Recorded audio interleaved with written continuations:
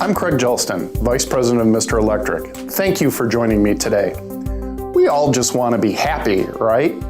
Yes, but there is a catch. If I'm asked, are you happy? I start thinking about things like what's been happening around me. Are things going well for my 3 children or not? Is money okay or not? And what looms ahead? College tuition payments, the cars need replacing soon, or I'm getting older and can't do the things that I used to do.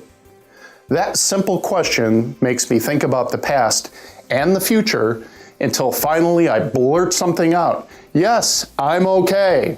Well, sort of. Happiness is a strangely elusive concept.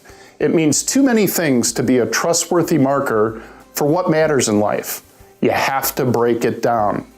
At a very simplistic level, happiness can refer to, I don't know, piece of cake happiness. I just ate a piece of chocolate cake. A satisfying sensory overload overwhelms my brain and body, but it will pass, and soon as the realization sets in that maybe that piece was way bigger than it ought to have been, the happiness will become something else, maybe indigestion or perhaps guilt. Likewise, if happiness is supposed to be based on an overall assessment of life circumstances, how reliable is that? If you're engaged in a struggle such as losing 2 of your best service professionals in 1 week, or perhaps you're grieving the death of someone very close to you, how likely are you to respond well to happy, smiley messages? Life is hard. If happiness has real meaning as a goal in life, it needs to point to something deeper, broader, and more sustaining than pleasant sensations or pain-free success in life. And indeed, happiness researchers reach for words that point to deeper and bigger places in our mind. They talk about an overall sense of well-being, which points not to something going on in our head, am I okay?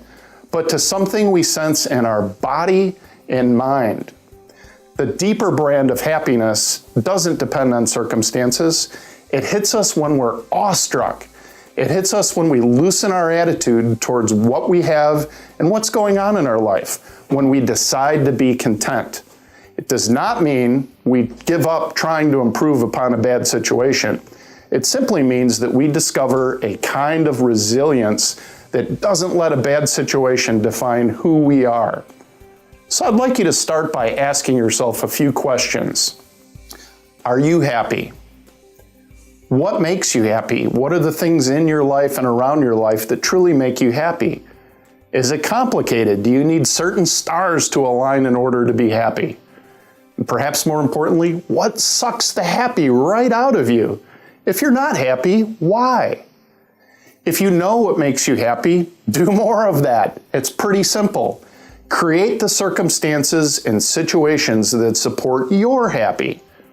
Reevaluate your relationship to the things that suck your happy from you and do less of them, plain and simple. I have conversations with people all the time who are in relationships dealing with love and friendship issues that pull them down, or perhaps jobs that deplete them, or health situations that don't support their wellness, believing things can't change. Look, we all get stuck. But know this, anything can change when you have a willingness to shift gears from fear to faith. So put a smile on and have a happy day.